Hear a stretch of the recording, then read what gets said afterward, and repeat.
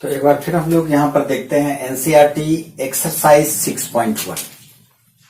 इसमें ये क्वेश्चंस है एक्सरसाइज 6.1 का।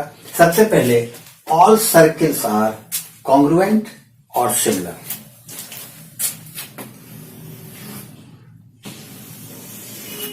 ऑल सर्कल्स का मतलब है इसमें उसके रेडियस का कोई जिक्र नहीं है, तो हम कह सकते हैं एक सर्कल जिसका कि रेडियस 1 सेंटीमीटर और दूसरा सर्कल इसका रेडियस 2 सेंटीमीटर मान लेते हैं। तो क्या ये दोनों कॉन्ग्रुएंट है? बिल्कुल नहीं, क्योंकि अगर हम इस सर्कल को उठा के इस पे रखें तो ये कॉन्सेंट्रिक सर्कल्स है लेकिन कॉन्ग्रुएंट नहीं है। तो ऑल सर्कल्स का मतलब हुआ हैविंग डिफरेंट रेडिया और सेम रेडिया। तो अगर डिफरेंट रेडियस है तो वो सर्कल कॉन्ग्रुएंट नहीं है, लेकिन जितना भी सर्कल्स है चाहे उसका रेडियस कुछ भी हो वो सिमिलर है। तो हम इसको बोलेंगे all circles are similar. Similar हम कर सकते हैं। All squares are similar. फिर इसको डायग्राम में देखते हैं।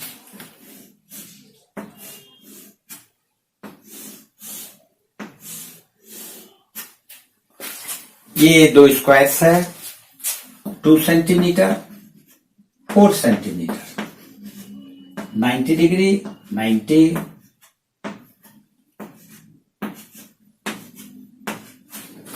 यहां पर हम देख रहे हैं सिमिलरिटी या कॉन्ग्रुएंसी की बात दोनों में से क्या है ये हमको देखना है। तो कॉन्ग्रुएंट तो है ही नहीं, क्योंकि इसका अगर साइज 2 सेंटीमीटर है और ये 4 सेंटीमीटर है तो कॉन्ग्रुएंट हो ही नहीं सकता है। लेकिन सिमिलरिटी की बात है तो सिमिलरिटी सिमिलर ट्रायंगल्स है। ABC square ABCD and PQRS। Angle A, B, C and D, all angles are right angle. PQRS का सारा एंगल्स राइट एंगल। तो एंगल्स इक्वल है।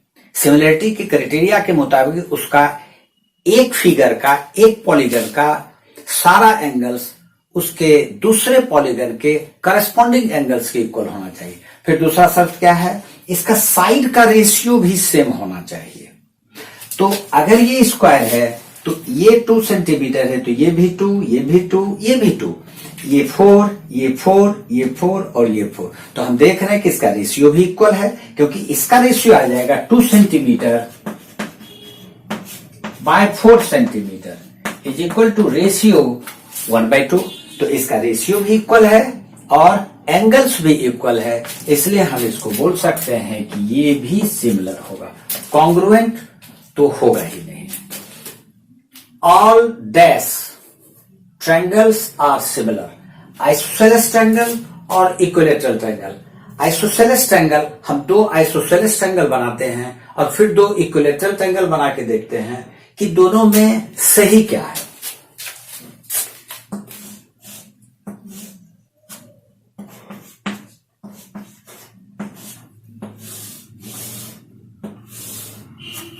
ये दो आइसोसेलेस ट्रायंगल है PQABC और PQR।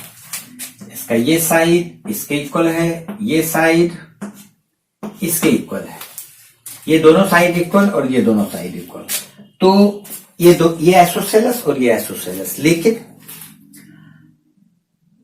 अगर इसका एंगल आइसोसेलेस ट्रायंगल है तो ये दोनों एंगल इक्वल होगा। हम मान लेते हैं 41 डिग्री एंड 41 डिग्री।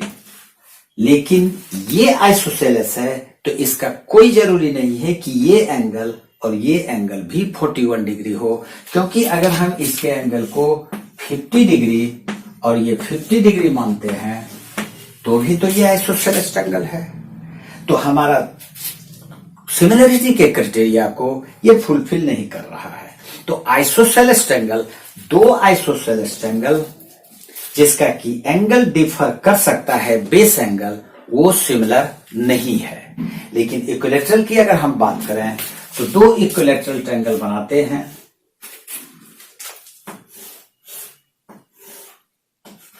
ABC और PQR, ये दोनों इक्विलैटरल ट्रायंगल है। तो सबसे पहले तो all the 3 angles of triangle ABC and 3 angles of triangle PQR 60 degree है। ये सारा एंगल 60 डिग्री, इसका सारा एंगल 60 डिग्री। तो एंगल वाला क्राइटेरिया तो ये फुलफिल कर रहा है। अब साइड को देखते हैं। तो अगर इसके साइड को हम 2 सेंटीमीटर मान लेते हैं तो ये सारा 2 सेंटीमीटर हो जाएगा, और फिर इसके साइड को अगर 4 सेंटीमीटर मान लेते हैं तो ये सारा 4 सेंटीमीटर हो जाएगा। तो एंगल्स तो इक्वल है।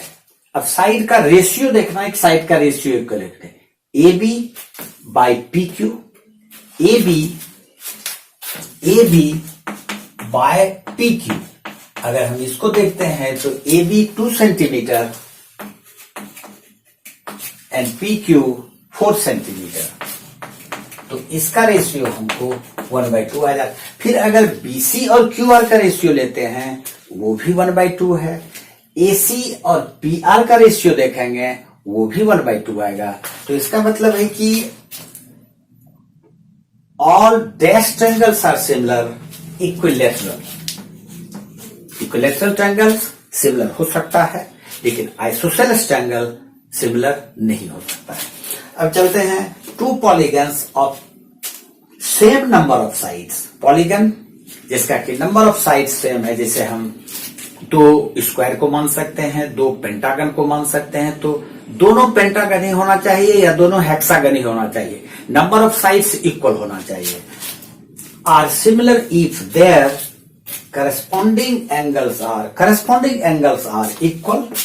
एंगल इक्वल तो होना ही चाहिए सिमिलरिटी के लिए। अभी हम लोग इतना एग्जांपल देखें। And their corresponding sides are proportional.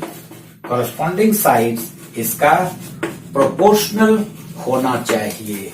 यहां पर भी हम लोग देखें कि इसका करस्पॉन्डिंग साइड्स प्रोपोर्शनल है, फिर यहां पर भी देखें इसका करस्पॉन्डिंग साइड्स प्रोपोर्शनल है।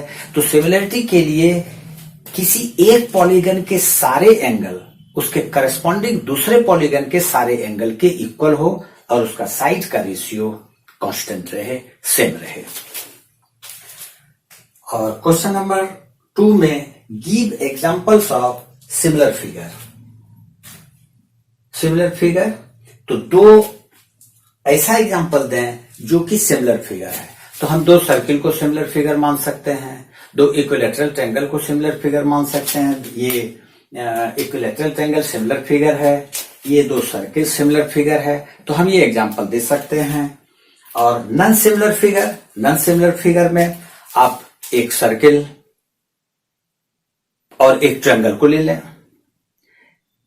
नॉन सिमिलर यानी सिमिलर नहीं है तो एक आइसोसेलेस ट्रायंगल को भी हम मान सकते हैं। आइसोसेलेस ट्रायंगल भी नॉन सिमिलर हो जाएगा, क्योंकि आइसोसेलेस ट्रायंगल हर केस में सिमिलर नहीं हो सकता है।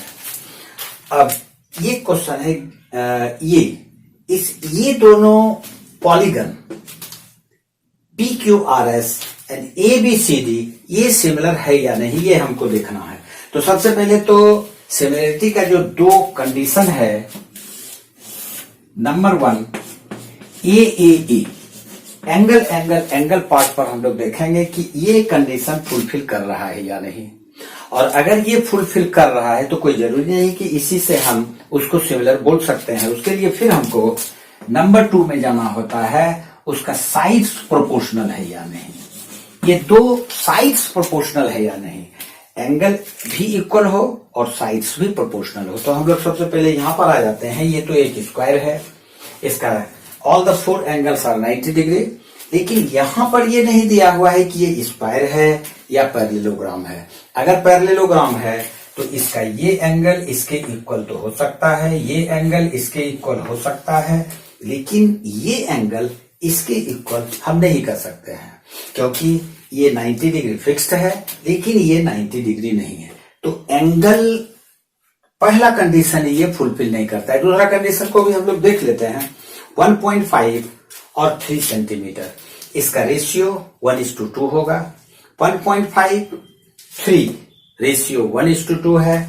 1.5 और 3 रेशियो 1:2 है। फिर ये और इस साइड का भी रेशियो 1:2 है। तो ये कंडीशन साइड्स प्रोपोर्शनल, ये कंडीशन तो है। इस केस में दूसरा कंडीशन फुलफिल ये कर रहा है, लेकिन number one condition angle angle angle ये फुलफिल नहीं कर रहा है, क्योंकि इसका एंगल 90 डिग्री, इसका एंगल 90 डिग्री नहीं दिया हुआ है, तो हम इस दोनों को सिमिलर नहीं मानेंगे।